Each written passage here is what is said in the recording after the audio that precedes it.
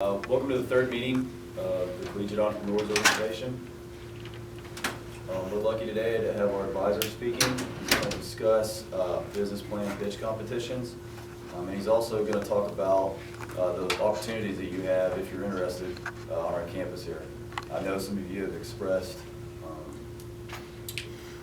the want to be in one of these opportunities. So brought the man who knows the most about it on campus. So everyone give a round of applause for our advisor. I'm going to break this into two parts. First, some of you all will hear this tomorrow. I didn't realize I was actually talking about the competitions. So let me pull out a sheet of paper before I actually launch into what I'm prepared for. And we're running right now on campus three opportunities for students to make money to support businesses. First is the ball court. Ball court starts the 25th of September. It meets from 5:15 to 6:15. There are a series of speakers, 1-hour presentations. The 6th week of that workshop, we'll talk about how to make a presentation for a company, how to sell an idea, do an idea pitch. Typically allow you 4 overheads in about 5 minutes. The last meeting, which will be on November the 6th, will be the last meeting Tuesday. You'll actually pitch, if you want to, a business idea. If that idea is accepted by a group of judges, then you will have $1,000 in cash. You'll have legal advice, accounting advice, and if there's space available, you'll actually have space in the UT incubator down on the Ag campus to use to develop your business further. So that's ball court. When does that start? It starts the 25th. So Tuesday, a week from, let's see, what's today? 2 weeks to from last night. 2 weeks from last night, ball court. You should see some posters up around campus. You guys have been putting them out. The Anderson Center website has a write-up about ball court also. Yes, sir. What can be offered to us in the business incubator? Physical space primarily, someone to screen phone calls for you, do those kind of business services. We'll also attempt to set you up with a mentor or mentors. Okay.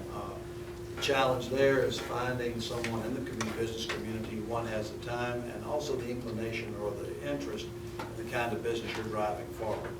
But any of us in the Anderson Center, and there's about 7 of us that play in that space, are willing to sit, meet, talk to you, explore ideas, make connections for you in the community, those kinds of things. So, and that's not just exclusively ball court winners. Any of you that have a business idea that you really want to try to move forward, we'll be happy to hook you up with people in the community that can provide expertise and guidance. I think you've got Brian Crum coming next week. Brian's with the UT Law Center. It's a pro bono service that's offered to UT students. Brian's a great guy. He has senior, 3rd-year law students that can help with business structures, contracts, and those sorts of things. I probably just stole all of Brian's thunder now. Sorry, Brian. Great guy. You enjoy meeting him. There's a second prize at ball court, which is $500. It doesn't get all the extra services, but it's an incentive to come and participate. The undergraduate business plan competition is only available to undergraduates. So if I've got good afternoon, good evening. I don't have dinner, so I guess it's still afternoon for me. The undergraduate business plan competition, as I said, is only available to undergraduates, and we only conduct it 1 time each year. This year, in 2013, this academic year, the 14th of March will be the submission date for your idea. We call it a concept statement.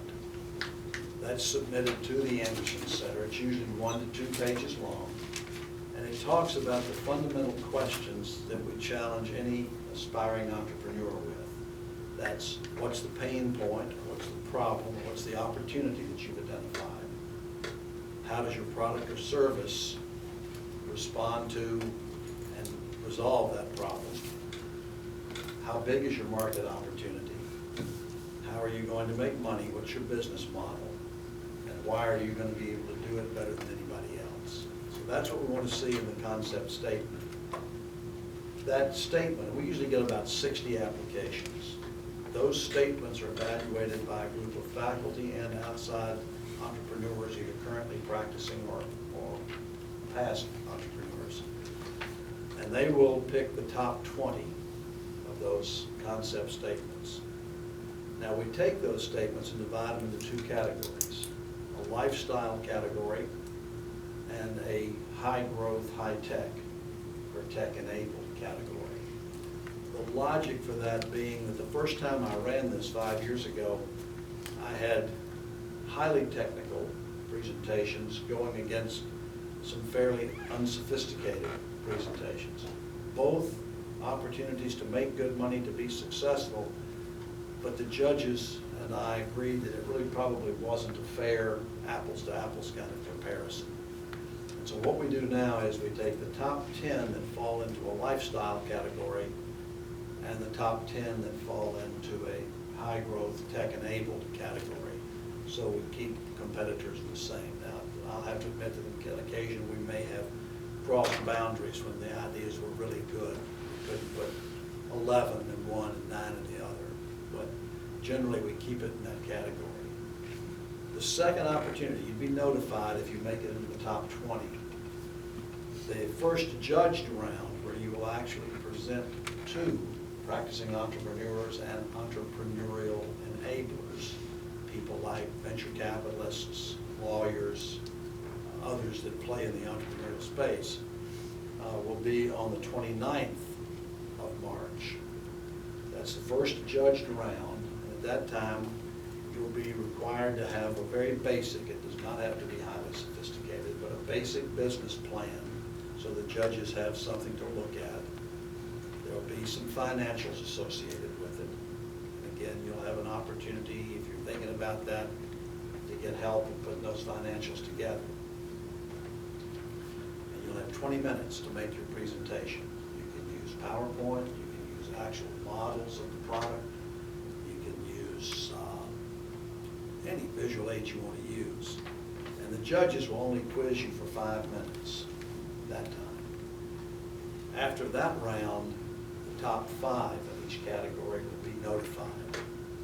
Those 5 will then come back on the 12th of April. At that point in time, it becomes more or less a Shark Tank activity. You'll have 5 minutes or less to do your elevator pitch for your business. And the judges will have 20 minutes to grill you. Now, by this time, they'll have had a chance to look at your financials, to look at your business plan, to have heard what you said before. And they will select the top 3 businesses in each category. First prize is $5,000. Second prize is $3,000. Third prize is $2,000. You are not required at this time to actually put that money into the business or the idea. We're really looking for innovative ideas that might lend themselves to a chance to move forward. Generally, I have found that teams do better than individuals, because a lot of the times the judges will say, so you've got this great idea, how could you implement it? Do you not have an engineer involved? Do you not have a finance person involved? Do you not have whatever involved? So VCs and angels tend to lend to or invest in teams of people more than individuals. That's not to say individuals haven't won before and haven't been successful, but that's what I have found in the past, and it gives you some real depth and strength when you make your pitch. The third category goes every semester. It's called the Boyd Venture Fund. I don't know if you all know Randy Boyd or know his companies here in town. He is a very, very successful UT grad who opened a company called Radio Systems. They market their products under a number of names, but Pet Safe is probably the one that's most universally recognized. Randy gave $1 million to the Anderson Center at College of Business and basically said, this is an endowment that I want to see used to fund startups owned by UT students. Now, you don't have to be an undergraduate. You can be master's, doctoral, postdoc, as long as you fall into that category of UT student on this campus only. We don't make it available off the campus.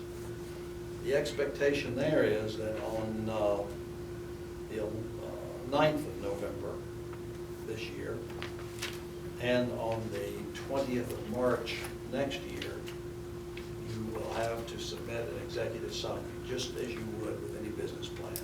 Probably 1 to 2 pages, maybe 3 if you need to. Again, describing the key aspects of your business, what business form you are, your LLC, your S Corp, your C Corp, or your sole proprietorship, but you have to have a business form.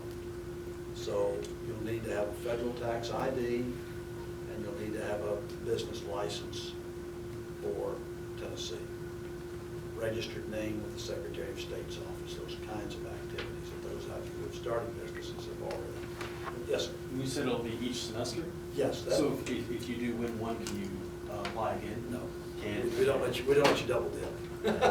But what if you don't win, can you apply again? Absolutely, absolutely.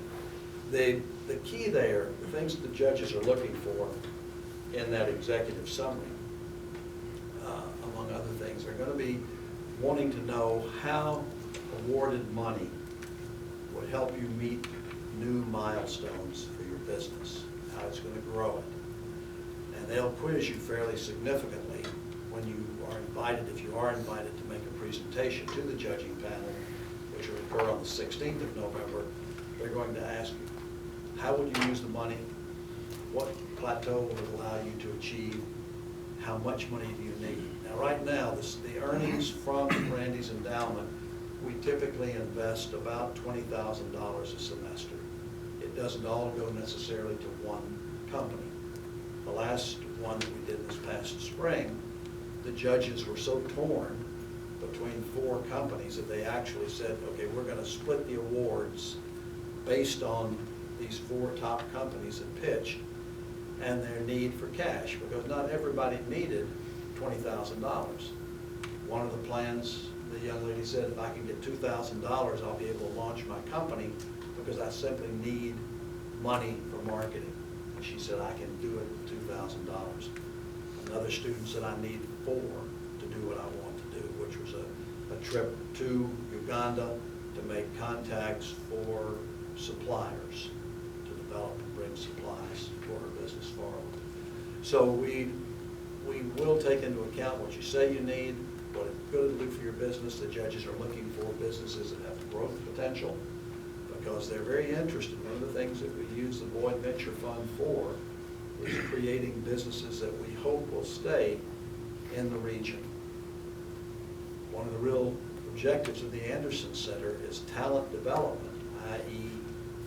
you folks, but also to develop businesses that will stay in the area, create jobs and create growth opportunities.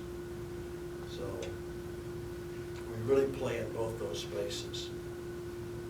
So, as I said, on the 16th of November, then you would present to the awards committee, and they'll make a decision, and we'll let you know how much cash the winners or winner will be awarded. In 2013, on the 20th of March, you'll need an executive summary due to us, and you'll make the actual presentation for the awards if you're selected on the 27th of March. So the most we've ever awarded to any single company was $12,500, and the least we've awarded is $2,000. But it's a great way for you to get seed money, because that's one of the real problems, particularly if you're in college trying to start a business, is where do I get my seed funding? And so family, friends, fools, the typical route, and then some of these competitions we've got here on campus for you, okay? So that gives you, if you're interested in talking to me in more detail, I'll be happy to meet with you. find me in the directories. You can probably find my address. I think I am the contact number for the Anderson Center. So feel free to reach out to me. Listen, I teach a lot, but I'm also very interested in working with any student who has an entrepreneurial bent. Is there any questions on those opportunities there? Okay, super. So let me start in now and talk about an elevator pitch. We'll do it this way. A generation ago, 70% of college graduates went to work for a Fortune 500 company. Today, 7% go to work for a Fortune 500 company. My name is Tom Graves. I'm with the Anderson Center for Entrepreneurship and Innovation at the University of Tennessee. And my role and my mission is to work with aspiring student entrepreneurs to help you fulfill your dreams. I do that through mentoring, helping you network, administering the programs that we just talked about, and creating experiential learning opportunities for you. During the 5 years that I have managed the programs we just talked about, we have awarded $75,000 to students. If you're interested, reach out to me. I've got business cards with me. And we have launched a minimum, still in business, of 12 companies started by UT students. Okay. That was an elevator pitch. Simple. It started out with a hook. What did I tell you to get your attention? Your parents' generation, not that long ago, certainly your grandparents' generation, my generation, 70% of college graduates went to work for a Fortune 500 company, and now it's about 7%. Now, that's a pretty terrifying number if you thought you were going to go to work for Caterpillar like I did and work a big portion of your career there. Those opportunities may not be available. So, having set the stage that way, then I told you who I am, okay, and who I'm attached to. I work for the University of Tennessee, but my focus is the Anderson Center for Entrepreneurship and Innovation. So that kind of gives you a little more information about me and the fact that probably what I'm saying to you is not a pile of hokum, that I do have some experience in the space I'm playing in. Then I talked to the magnitude or the types of activities that we use, I use personally and others in Anderson use, to help students grow their businesses. Experiential learning, business plan competitions, networking, connections to capital, those kinds of things. I told you how much money we've awarded to support students. And then finally I said, basically, we've had 12 student businesses start as some indication of the success of what I've worked with. So there's your elevator pitch. Let's look at, let me flip on some things here. And let's see, Jeremy, I need to, there we go. Let's go to the laptop. Sure, we're going to the laptop. Okay, great. Pieces are coming together. Okay, so what do we really want to take away from this discussion this evening? I want you to understand what an elevator pitch is and is not.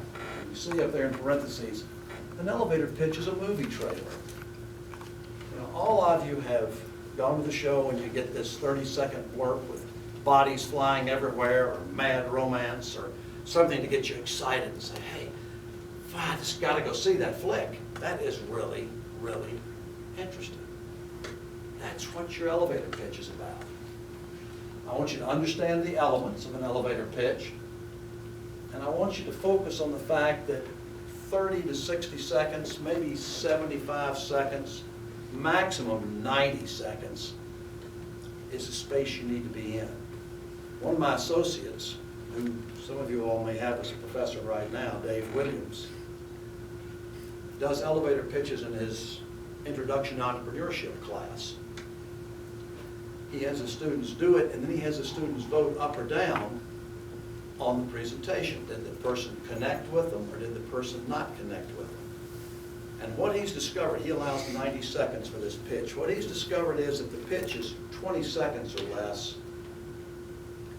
it's a thumbs down. You just don't connect with the audience. If the student goes 90 seconds, it's also a thumbs down, because you just start to lose interest. You know, you kind of get distracted and you're not focused on them anymore. He found in the work that he's been doing that 45 to 60 seconds, maybe 75 at the top end, is where you really connect and get the thumbs up from people you're working with. So, how long should it be? I said 30 to 60 seconds. Some of the work Dave's done would suggest maybe 75 seconds. But you've only got, when you meet someone the first time, you've only got 7 seconds. 1001, 1002, 1003, 1004, 1005, 1006, 1007. That's it. To capture their interest. 7 seconds. And then you've got your 30 to 60 seconds beyond that to create enough interest that you become memorable. Enough interest that somebody's going to say to you, I'd like to know more. I'm interested in what you're talking about. I had a very successful law and accounting graduate from UT who now runs a large mezzanine finance company out of Houston speak to a group of graduate students. And she told them, if we get on the elevator outside Einstein's here, by the time we get to the graduate floor, the MBA floor, which is I think 5 here in the building, if you haven't attracted my attention, if you haven't excited me enough about you and your idea, I'm not going to bother to communicate with you. I'm not going to ask you for more time. You've got that elevator ride, that 75 seconds. So what you're presenting has to be powerful during that brief period. So, and I'd like you to walk away tonight having some idea of what should be included in the pitch. Now, why do you call it an elevator pitch? We just said that. It's fun to imagine riding an elevator. It could be going up an escalator. It could be bumping into somebody in a line. In a queue outside Einstein's, you might have a lot more time than 60 seconds to make a pitch. The place has gotten impossible to get food. But people speak at about 160 to 180 words a minute. A tweet right now is what, 144 characters? Just 140. 140 characters. We're talking to a lot of students today about you've got to be able to tweet your message and attract people's attention. 140 characters. That's, again, less than, way less perhaps than 160 to 180 words a minute. So sadly, all of us have short attention spans. And as a result of the society and the way we communicate and live, everything anymore is a sound bite. Unless you really excite someone, it's just a sound bite. That's our mentality, our society. So, what does it take? What does it do, really? When you think about an elevator pitch, or when you think about a pitch like this, imagine yourself at a networking event. You're at a cocktail party. You're meeting other people, you're chatting, you're trying to make connections, and somebody says to you, good evening, my name's Tom Graves. What do you do? That's the standard question at any kind of a function. What do you do? Now, that's the question that leads you into the elevator pitch. What do you do? What do you sell? What do you offer? What do you specialize in? Okay, that sets the stage for you. And there's 2 types of pitches. The personal pitch, which basically focuses on, why should I give a damn who you are? You know? I mean, let's be honest. Why do I care? Because we all love ourselves. We love the sound of our own voice, and clearly we are the center of the universe as we perceive ourselves. But the rest of us, no. You've got to really convince me you're worth paying attention to. Now, that's the personal. The business one says, what does your product, idea, service, specialty, etc. do for me? That pitch can be a little longer. But I promise you, there's a radio station, WIFM. WIFM. And that radio station is tuned on in every conversation that you have. Everybody's thinking, what the heck does WIFM stand for? What's in it for me? What's in it for me? What does your company do for me? What does your product do for me? What does your service do for me? Because quite frankly, that's all I really care about. What can you do for me? None of you buy anything that you don't perceive as having some benefit for you. Something that provides benefit. Why do you buy greeting cards? To send to people. Wrong. So you can get some back. Wrong. But you girls are close. To spend money? No. But I like What it. we've been told we need to buy them? That's an interesting perspective. and You're a little closer there.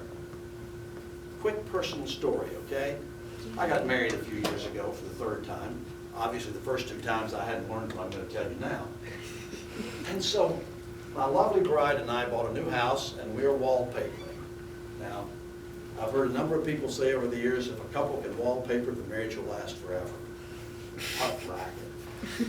And she was incredible. My God, she was good. Everything I anticipated. The brush, the paper, the roller. Bam, Florence is right there. Trimming it off down to the bottom of the razor knife. I'm thinking, holy cow, this marriage is going to be fabulous. Then we finish the job. I get off the ladder. I say, boy, honey, it's been a great day. Let's go sit down and have a drink and get some dinner. And she says to me, do you know what day it is? I said, yeah, it's a Saturday. She said, today is Valentine's Day. Holy shit. I had forgotten Valentine's Day. And what compounds it, my wife was a very successful entrepreneur in Dubai, and she owned one of the largest florist businesses there. And on Valentine's Day, she used to process 50,000 roses. A 40-foot container full of roses would come into her shop. And she spent 3 days, night and day, breaking off the thorns, packaging them up nicely, and her new husband forgot Valentine's Day. So every Valentine's Day since then, I have given her at least 5 cards. Okay? So the kicker there is, what's a card? Why do you buy a card? In fact, gentlemen, and I will say this, the ladies can be exempted from this.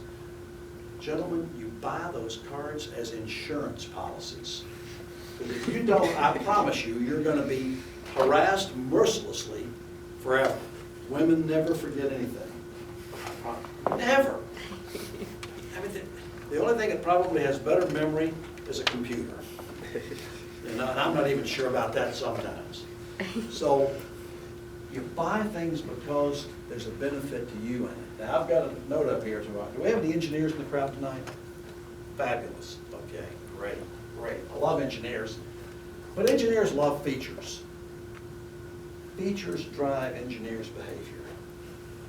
Okay, I'll tell you a story in a second. Sadly, customers and employers and so forth don't really care so much about the feature.